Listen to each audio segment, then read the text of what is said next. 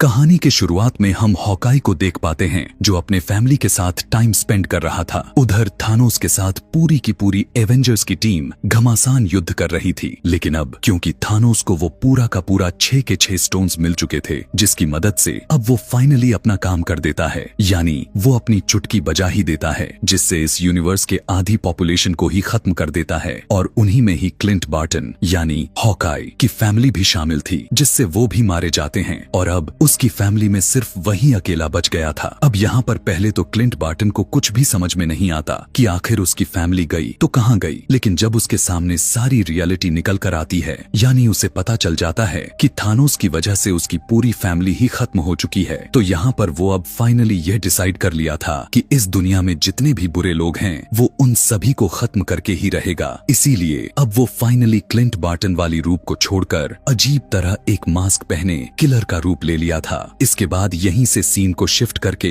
Tony Stark यानी iron man nebula, जो कि टाइटन प्लैनेट से अपने स्पेसशिप में बैठकर अर्थ के लिए निकले हुए थे। इसी सफर में उन्हें टोटल 22 दिन बीत चुके थे। अब क्योंकि 22 दिन हो चुका था, इसलिए इनके पास से खाने पीने का सारा सामान भी खत्म हो चुका था, जिसकी वजह से टोनी स्टार्क की हालात बद से बदतर होती जा रही थी। अब क्योंकि नेबुला तो एक मशीन यानी रोबोट थी, इसीलिए उस पर खाने पीने से कोई भी मतलब नहीं था। जितने भी डिफिकल्टीज थीं, वो सारे के सारे टोनी को ही फेस करना पड़ रहा था। इसीलिए अब टोनी स्टार्क अब पूरी तरह से हिम्मत हार चुका था और धीरे धीरे मर भी रहा था। लेकिन ठीक उसी टाइम पर वहाँ पर उनके साथ मिरेकल हो जाता है। हुआ कुछ यह था कि उसके आंखों के सामने चमकता हुआ कोई और नहीं बल्कि कैरल आ जाती है, यानी वही कैप्टन मार्वल। अब जैसे ही कैरल को उनका शिप दिखाई देता है तो वो उनकी हेल्प करने के लिए आगे बढ़ चलती है। इसके बाद वो उनके शिप को अर्थ पर लेकर आती है, क्योंकि कैरल यानी कैप्टन मार्वल भी बहुत ही ज्यादा मात्रा में इम्पोर्टेंट के साथ साथ काफी ज्यादा ही पावरफुल कैरेक्टर है। आगे की सीन में हमें दिखाया जाता है कि इन्फिनिटी स्टोन्स मिलने पर थानोस चुटकी को बजा डाली थी, जब सभी लोग राख में बदलकर खत्म हो रहे थे। लेकिन उसी टाइम पर निक फ्यूरी ने अपने डिवाइस से कैप्टन मार्वल को कुछ मैसेज भेजा हुआ था। इसीलिए उस मैसेज को मिलते ही कैप्टन मार्वल अर्थ की तरफ आने लग जाती है। लेकिन उसी दौरान वहाँ पर रास्ते में उसे टोनी स्टार्क का शिप दिखाई देता है, तो इसीलिए वो स्पेस शिप को अर्थ पर लेकर आई थी। कैरल को अर्थ पर आने के बाद उसे थानोस के बारे में उसकी सारी इंफॉर्मेशन मिल चुकी थी, और जब उसे यह पता चला कि थानोस बहुत ही ज्यादा पावरफुल है, तो उसने सभी एवेंजर्स को एक आइडिया देते हुए कहने लग गई कि क्यों ना हम सारे इन्फिनिटी स्टोन्स को जमा करें और वापस से इसी टाइम लाइन में आकर उन सारे इन्फिनिटी स्टोन्स का यूज करें, जिससे होगा यह कि अभी तक जितने भी लोग उसके हाथों से मारे गए, यानी चुटकी बजाने से, वो सभी वापस उसी जगह पर आ जाएंगे और साथ साथ हम थानोस का भी खेल खत्म कर सकेंगे। कि तभी उसी टाइम पर उन्हें उसके सिस्टम से किसी खास तरह की इंफॉर्मेशन निकलकर सामने आती है, जहां पर रॉकेट उन्हें बताते हुए कहने लगा कि जब थानोस ने चुटकी बजाई थी तब पूरे यूनिवर्स में एक ऐसी वेव यानी एक ऐसी लहर फैली हुई थी, जो कि उस तरह के लहरें आज से पहले कभी भी नहीं देखी गई थी। और बिल्कुल आज से ठीक 2 दिन पहले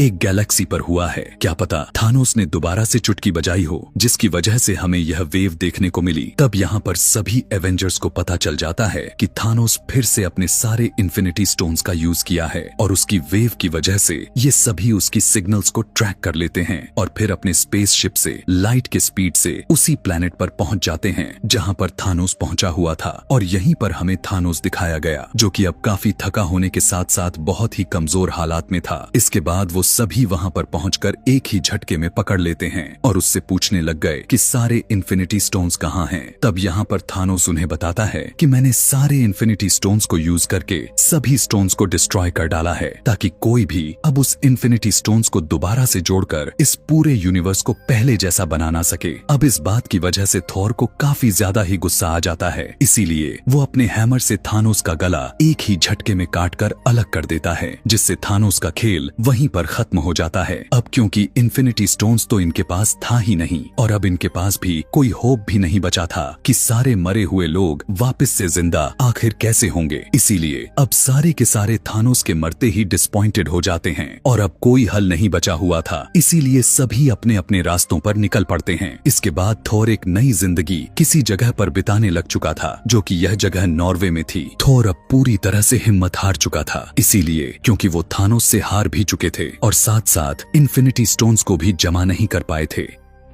थॉर अब पूरी तरह से लेजी हो चुका था। वो अलग तरह के नशे में धुत रहा करता था, जिसकी वजह से वो काफी ज्यादा ही फैटी भी हो चुका था। दूसरी तरफ हल्क अपने ब्रूस बैनर और हल्क की बॉडी पर कुछ सालों तक कड़ी मेहनत करके उन दोनों बॉडीज को मर्ज कर दिया था, जिससे फाइनली वो प्रोफेसर हल्क बन चुका था, जिसमें हल्क के पावर के साथ साथ ब्रूस बैनर का जीनियस दिमाग भी शामिल था। दूसरी तरफ हम देखते हैं कि कैप्टन अमेरिका ने एक ग्रुप बना रखा है, जिसमें वो सारे सर्वाइवर्स को यह सिखाता था कि जो टाइम बीत चुका है हमें उस पर नहीं, बल्कि जो हमारा आने वाला कल है, यानी जो आने वाला हमारा फ्यूचर है, हमें उस पर फोकस करना चाहिए। अब जिंदगी को किस तरह से अच्छी बनाई जाए, इसी मुद्दे को लेकर वो काफी डिस्कशन करता रहता था। टोनी स्टार्क यानी आयरन मैन ने अपने असिस्टेंट यानी पेपर पॉट से शादी कर ली थी और उनकी एक बेटी भी थी। यहाँ पर टोनी अपनी फैमिली के साथ एक काफी अच्छी लाइफ गुजारने लग चुका था, जिसका अब दुनिया से कोई भी लेना देना नहीं था। इसी के बाद से यह पूरा का पूरा सीन 5 साल आगे की तरफ शिफ्ट होती है, जब एंट मैन ने पिन पार्टिकल्स लेने के लिए गया हुआ था, तो थानोस के चुटकी बजा देने की वजह से वो वहीं पर फंस गया था और जिस लैब में गया हुआ था वो एक वैन में थी, लेकिन उसी के अंदर एक चूहा होने की वजह से वो मशीन फिर से स्टार्ट हो जाती है, जिससे हुआ यह कि एंट मैन यानी स्कॉट लैंग फिर से हमारी दुनिया में आ जाता है। अब जिस दुनिया में वो गया हुआ था वो हमारी दुनिया से बिल्कुल अलग थी। वहाँ का डायमेंशन, वहाँ के टाइम यहाँ से पूरी तरह से अलग थी। अब क्योंकि वहाँ का टाइम में डिफरेंट था, इसीलिए वहाँ पर गए 5 घंटे हमारे इस दुनिया में 5 सालों के बराबर थे। और जब थानोस ने आधी पॉपुलेशन को खत्म कर दिया था तो उस इंसिडेंट को 5 साल गुजर गए थे, लेकिन उस डायमेंशन में सिर्फ 5 घंटे ही बीते हुए थे। और जब स्कॉट लैंग उस दुनिया के 5 घंटे गुजार कर अपने दुनिया में आता है तो वो देखता है कि सब कुछ बदल चुका है और उसकी बेटी भी 5 साल ज्यादा बड़ी हो चुकी थी। यह सारे सिचुएशन को जानने के बाद स्कॉट अपने फ्रेंड्स यानी एवेंजर्स के पास जाता है और वो उन्हें बताता है कि थानोस के चुटकी बजाने के बाद इस इंसिडेंट को 5 साल गुजर गए हैं ना, लेकिन उस दुनिया में तो सिर्फ और सिर्फ 5 घंटे ही बीते हुए थे। स्कॉट यहाँ पर कैप्टन अमेरिका को बताने लगा कि अगर हम पिम पार्टिकल्स और उस दुनिया को इस्तेमाल करना सीख जाए तो हम 5 साल पीछे टाइम में जाकर सभी होने वाले एक्सीडेंट और गलतियों को दोबारा से पहले जैसा कर सकते हैं। तब उसकी बातों को अच्छा समझकर स्टीव यानी कैप्टन अमेरिका एग्री हो जाता है और अब एंट मैन, कैप्टन अमेरिका और साथ में ब्लैक विडो तीनों साथ में मिलकर हेल्प लेने के लिए टोनी स्टार्क के पास जाते हैं, जहां पर टोनी अपनी फैमिली के साथ हिल स्टेशन पर रह रहा था। यहाँ यह सभी तीनों अपने प्लान के बारे में बताते हैं कि हम उस दुनिया को अच्छी तरीके से यूज कर लेते हैं तो टाइम में पीछे जाकर सभी गलतियों और एक्सीडेंट को दोबारा से ठीक कर सकते हैं। और टोनी स्टार्क तो पहले से ही जानता था कि इस काम में बहुत ही ज्यादा मात्रा में खतरा है और अगर उसने यह काम कर भी दिया तो उसकी फैमिली भी खतरे में आ सकती है। इसीलिए वजह भी यही हो जाती है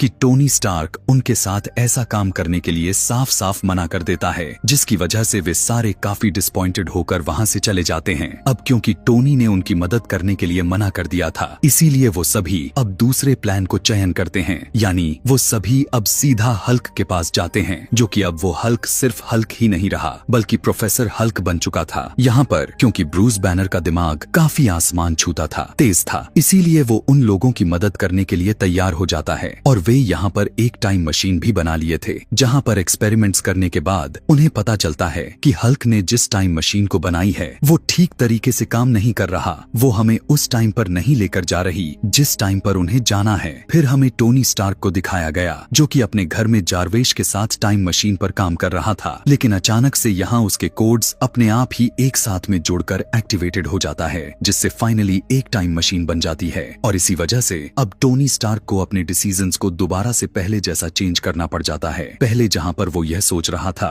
कि वो अपने फैमिली को खतरे में नहीं डाल सकता, अपनी फैमिली को बचाएगा, तो वहाँ पर उसकी वाइफ पेपर पॉट्स आकर उसे समझाने लग गई कि तुम हमारे लिए पूरी दुनिया को खतरे में नहीं डाल सकते, इसीलिए तुम हमारी फिक्र मत करो, बल्कि पूरी दुनिया को तुम्हारी जरूरत है। उसकी ऐसी बात सुनकर टोनी अपनी वाइफ की बात को एक्सेप्ट कर लेता है और टाइम मशीन पर काम करना शुरू कर देता है। और इसके बाद वो सीधा स्टीव यानी कैप्टन अमेरिका के पास पहुंच जाता है, जहां पर वो उसके लिए उसी की वाइब्रेनियम से बना हुआ शील्ड लेकर आता है। दूसरे सीन में नताशा टोक्यो चली जाती है ताकि क्लिंट बार्टन को वापस ला सके। वो उसे समझाने लग गई कि एक नकाब पोस में आकर लोगों को मारना तुम्हें सेटिस्फेक्शन नहीं दे सकता, तुम्हें सेटिस्फेक्शन तभी मिल सकती है जब तुम्हारी अपनी ही फैमिली तुम्हारे आंखों के सामने होगी और इसमें हम तुम्हारी मदद कर सकते हैं।